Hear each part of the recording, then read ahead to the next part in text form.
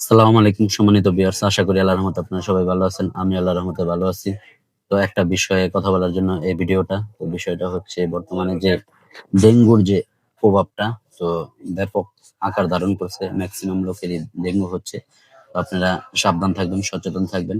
আর একটু জ্বর ঠান্ডা হলে ডেঙ্গুর পরীক্ষাটা করবেন। তো বিষয়টা হচ্ছে আমার এক পরিচিত তো ছোট ভাই ওর আব্বুর ডেঙ্গু পরীক্ষা করার পরে ডেঙ্গু ধরা পড়ছে। তো ডেঙ্গু ধরা পড়ার পরে এর অবস্থা ভালো ছিল, তেমন একটা খারাপ না।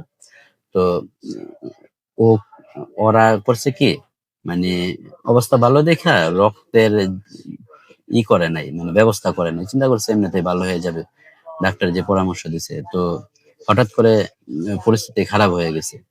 তো তারপরে ও রক্তের জন্য 4 ব্যাগ রক্ত লাগবে, তো রক্তের জন্য ছোটাছুটি করতেছে। তো আমাকে বলছিল যখন যে ডেঙ্গু এমন ধরা পড়ছে, তো আমি পরিস্থিতি সম্বন্ধে জিজ্ঞাসা করছিলাম, তখন বলছিল যে না, অবস্থা অনেক ভালো। তা আমি বলছিলাম তারপরেও যে রক্ত টক্ত ব্যবস্থা করে রাখা, যারা ডোনার আছে তাদেরকে বলে টলে রাখতে, যে কোনো টাইমে যদি লাগে। তো তখন আর গুরুত্ব দেয় নাই। তো হঠাৎ যখন অবস্থা খারাপ হয়ে গেছে তখন ও ছোটাছুটি, দৌড়াদৌড়ি। তো জিনিসটা হচ্ছে কি, আমরা প্রায় এমন করি অনেকে, যে আমরা যে কোনো জিনিস হেলামি করি।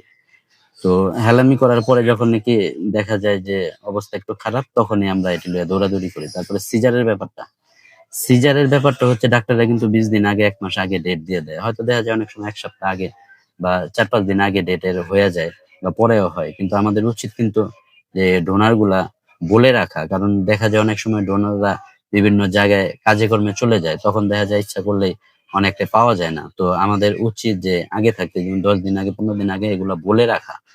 যেমন মনে করেন যে আজকে আমি দোকানদারি করি, তো আমার ছোট ভাই মার্কেটে গেছে, তো ইচ্ছা করলে আমি কিন্তু বের হতে পারবো না, যত কিছুই হোক। আবার অন্য সময় দেখা যায় ও দোকানে থাকলে দেখা যায় আমি বের হতে পারবো। আবার দেখা যায় ও আজকে মার্কেটে যাইবো, দেখা যায় যদি কেউ বলে রাখে, তখন আমি এই জিনিসটা ম্যানেজ করে রাখবো বা সময়টা করে রাখবো, যে যাতে ওইখানে দেওয়া যায়। তো অনেকে দেখা যায় এই জিনিসটা করে না, দেখা যায় হেলামি করে। তো যখন দেখা যায় প্রয়োজন পড়ে, এই আধা ঘন্টার ভিতরে, 1 ঘন্টার ভিতরে লাগবে, এমন ছোটাছুটি করে। তো আপনারা এই ভুলগুলা করবেন না। এই জিনিসগুলা ভুলগুলা করলে হয় কি, তখন দেখা যায় পেশেন্টের এই একটা ঝুঁকি থেকে যায়। তো এই কারণেই করা যে প্রায় লোকেরই দেখি যে যখন ফোন দেয়, তখন বলে যে আধা ঘন্টার ভিতরে, 1 ঘন্টার ভিতরে, এখনই লাগবে। তো ওরা কিন্তু আগে থাকতে এই জিনিসগুলো সচেতন থাকে না। এটি মনে করেন যে যখনই একদম বিপদের বেশি বিপদ হয়ে যায়, তখন মনে করেন এই কাজগুলা করে। তো এই কারণে আরকি ভিডিওটা করা। তো মানুষ সচেতন থাকে না। তো যাই হোক, আপনাদের এই এই ইনফরমেশনটা দেওয়ার জন্য এই ভিডিওটা করা। আর যারা নাকি এই রক্ত দেওয়ার ব্যবস্থা করে দেয়, যেমন আমাদের আইনতার যুবরাজ ভাই অনেক ভালো কাজ করে। দেখা যায় যে যখনই যার প্রয়োজন পড়ে, ওনাকে ফোন দিলে দেখা যায় ব্যবস্থা করে দেয়। তারপরে আমাদের কুতুবপুরের হামিম ভাই দেখা যায় ওনার একটা পেজই আছে, দেখা যায় যারই প্রয়োজন পড়ে ওইখানে নক করলে দেখা যায় সাথে সাথে ব্যবস্থা হয়ে যায়। তো হামিম ভাই খুব ভালো কাজ করে। তারপরে সিনথি ভাই, মানে এটি আমার জানা মতে ছাড়াও অনেকেই এই কাজগুলা, ভালো কাজগুলা করে। তাদেরকে মন থেকে দোয়া, ভালোবাসা।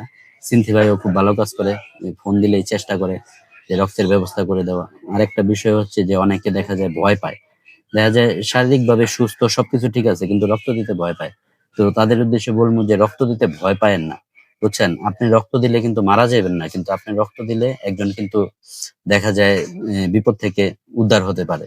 তো আপনারা ভয় টয় পাইবেন না, এগুলা কোনো সমস্যা না। রক্ত আপনারা দিবেন, চেষ্টা করবেন, দেখবেন আপনি রক্ত দিবেন, আবার আপনাকে আপনার বিপদের সময় আরেকজন দিবে। এটাই নিয়ম। ভয় পাওয়ার কিছুই নেই।